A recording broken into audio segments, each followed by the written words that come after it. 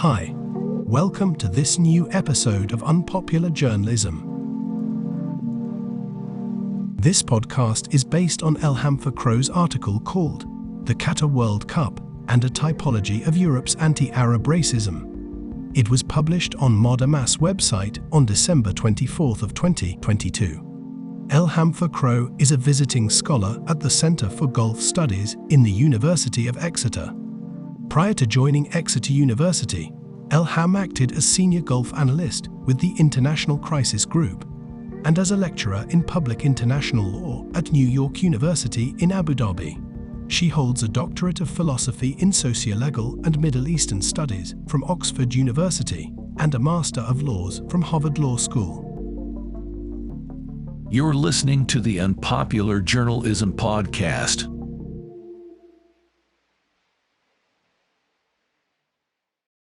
The Arab world covers an area of 13 million square kilometers, stretching from Morocco in the west to the United Arab Emirates in the east. While the region encompasses many groups that are neither ethnically Arab nor fluent in Arabic, its predominant identity is understood to encompass one, if not both, of these features, and a sense of shared culture and history among its inhabitants. The Arab populations are generally classified into three groupings: North Africans, Levantine Arabs, and Gulf Arabs. While the Arab world is rich in diversity, so too are the modern manifestations of anti-Arab racism on the European continent. Qatar's hosting of the 2022 FIFA World Cup, the first in an Arab or Middle Eastern state, provides a wealth of case studies that enable a detailed look at these manifestations and their drivers. Morocco's Atlas Lions emerged as some of the stars of the 2022 tournament, sweeping past Spain and Portugal to secure the number 4 spot in the tournament and becoming the first Arab or African team to compete in the semi-finals. The team would win the hearts of millions of Arabs and Muslims for their open embrace of Islam, the Palestinian cause, and family values. Across each of their matches, Moroccan players carried out Islamic prayers on the football field and raised the Palestinian flag in support of Palestinian statehood. One of the players, Sofiane Boufal, delighted the crowds by pulling his hijab-clad mother onto the pitch to dance in celebration after his team's victory against Portugal. Another player, Achraf Hakimi, made headlines for racing to the stands to kiss his mother's head after scoring a penalty against Spain. For many Arabs, Muslims, and Africans, the Moroccan team's ability to humanize the very aspects of their identity that had so often been criticized by the West, from Islam to Palestine, made them the heroes of the tournament. For multiple European media outlets, the Moroccan team's rise to victory provided an opportunity to question the humanity and ethics of the players themselves. On the 17th of December, a host in a Danish culture ministry-owned television transitioned from a story featuring images of Moroccan players hugging their mothers to a news segment about animals, in continuation of the talk about Morocco players and their families in Qatar. "We also have an animal family gathering to keep warm," the host noted, holding up a picture of a group of monkeys. Faced with a barrage of online criticism, the television station would later express regret over the incident. 2 days earlier, a widely read centrist Dutch newspaper Volkskrant published a cartoon showing 2 young men riding a motorbike and waving a Moroccan flag, speeding off after snatching the World Cup trophy from FIFA President Gianni Infantino, suggesting that the team had reached the semi-finals through cheating and underhand tactics. The caricature also rested on depictions of Moroccans as thugs and street criminals, effectively mocking the working class and immigrant status of many Europeans of North African origin. Other media sources would be more direct in their evocation of anti-Muslim tropes. On the 14th of December, a television anchor from Welt, a major German news channel, directly compared the Moroccan national team with the Islamic State group, showing an image of players raising their index fingers and noting that the greeting was one that the Islamic State has adopted. Social media users would be quick to showcase images of multiple star players, including Brazil's Ronaldo, making the same gesture. No apology would be issued this time. Next came France's hard-fought battle against Argentina during the thrilling final match, where Argentina claimed World Cup glory on penalties. With France's team heavily represented by French players of African origin, three of its most notable players, Aurelien Tchouameni, Kingsley Coman, and Randall Kolo Muani, would receive sickening racial abuse on social media the following day, including emoji of monkeys and bananas posted under their photos. The incident would draw comparisons with the abuse levied towards black English players Jadon Sancho, Marcus Rashford, and Bukayo Saka following their defeat in the Euro 2020 final. It also appeared to reinforce the infamous statement made by French-Algerian striker Karim Benzema that, "I am French when I score, but I am Arab when I don't." When it comes to Europe's Arab and African citizens, expressions of racism are deeply intertwined with their immigrant and working-class status, as well as the racist tropes of Africans as uncivilized and barbaric. They are also rooted in long-standing depictions of Islam and Muslims as uniquely violent. This takes place against a post-colonial cultural landscape that continues to cast suspicion on black subjects, especially when centered as patriotic symbols.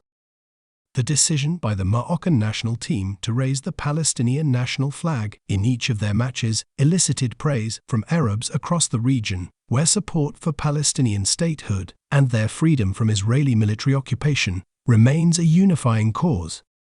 The move appeared to hold additional significance because of the decision by Morocco's leadership to enact a peace agreement with Israel 2 years earlier, without popular consultation. To many, the raising of the Palestinian flag in this context marked an act of resistance, signaling continued solidarity by the Arab people to the Palestinians, despite the actions of their government. It would not be far into the tournament when the Moroccan national team would draw fire from German outlets for raising the flag, with the left-leaning newspaper Die Tageszeitung accusing the team of antisemitism.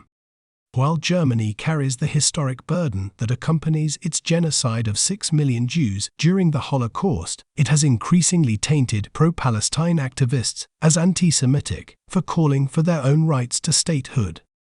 In 2019, the Bundestag voted to condemn the BDS movement, a non-violent movement established by Palestinian activists that calls for economic pressure on Israel to end the occupation of Palestinian land, grant Arab citizens equal rights, and recognize the right of return of Palestinian refugees as anti-Semitic.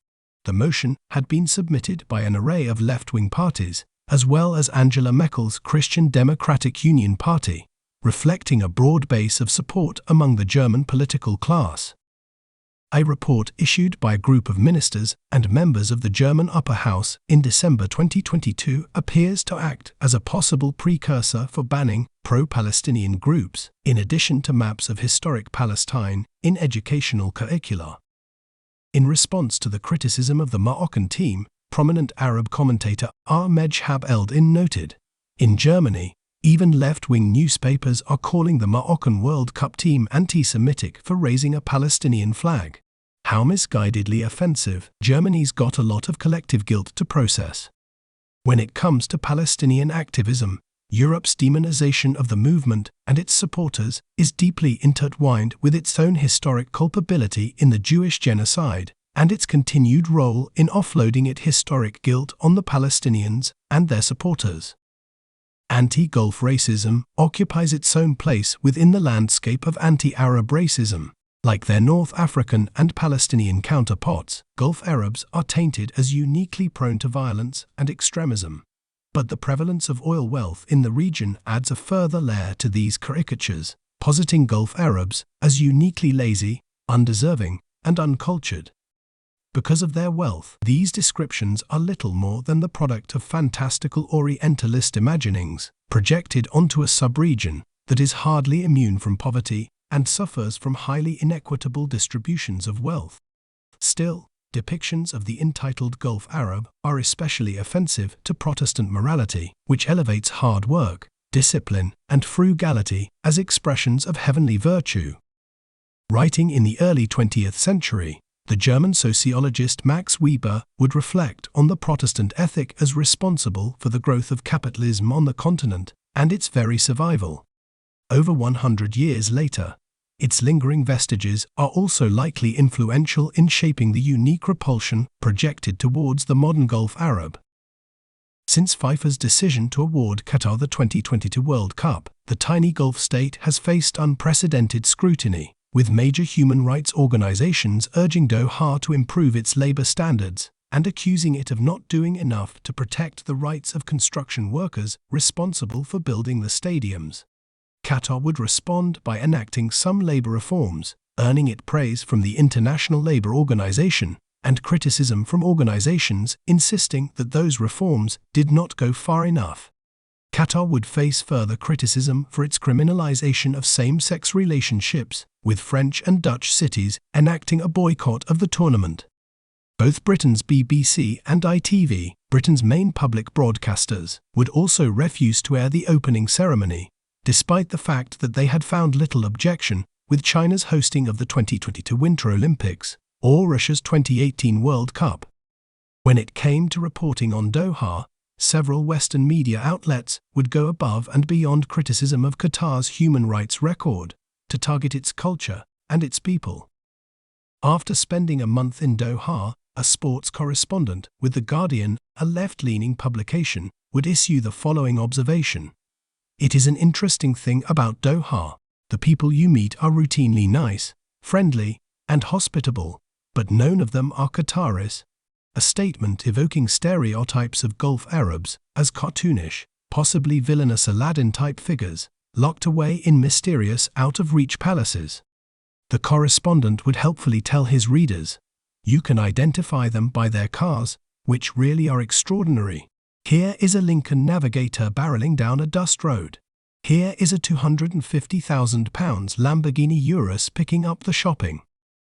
Despite a month of reporting on football, the reporter appeared to have missed the prevalence of Qataris at every tournament, where they constituted many of the staff working at the tents dealing with customer support, as well as part of security teams scanning tickets and ushering spectators to their seats.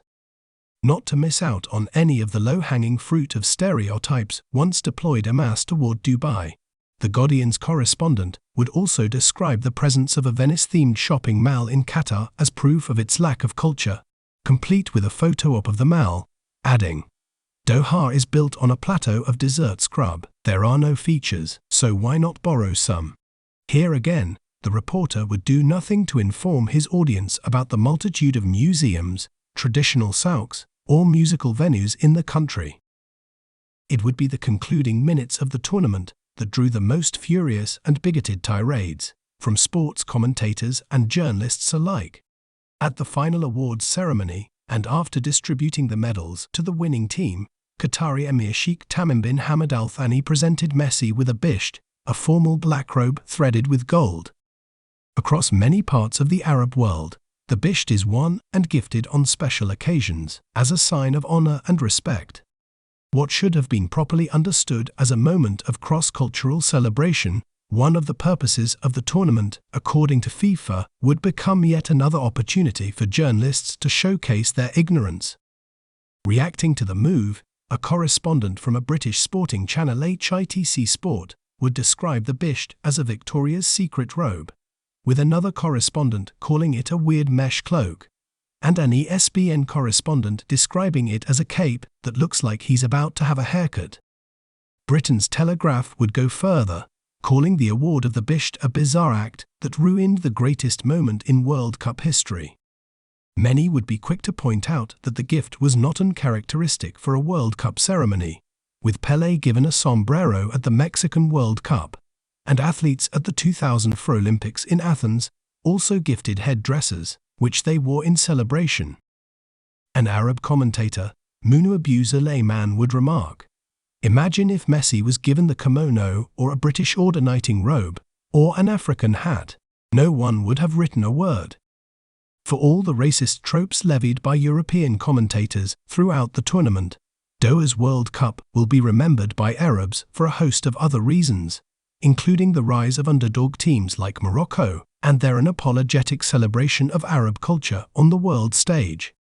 The tournament will also be remembered for its humor, with a video of a Saudi fan demanding "Where is Messi?" going viral after his team's unlikely victory against Argentina, with the fan later re-emerging, decked out in blue and white, declaring Vamos Argentina at the semi-finals.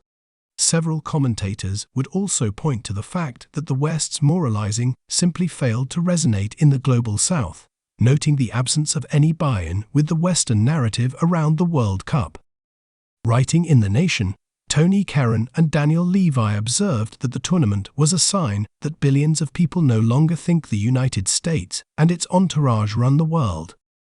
For many Arabs, the intolerance and racism showcased by European commentators and sports journalists appear to have had an unlikely unifying effect, generating unprecedented expressions of inter-Arab solidarity and unprecedented goodwill towards Qatar as a host state, which many view as having been subject to the same bad faith attacks experienced by the rest of the region. At the state level, solidarity also appears to be a common theme, with Emirati, Saudi, and other Arab leaders standing behind Qatar's World Cup and cheering on the host nation. For a region that continues to struggle through division, conflict, and rivalries, the unifying power of the Qatar World Cup among Arab leaders and citizens alike may stand as its most important legacy.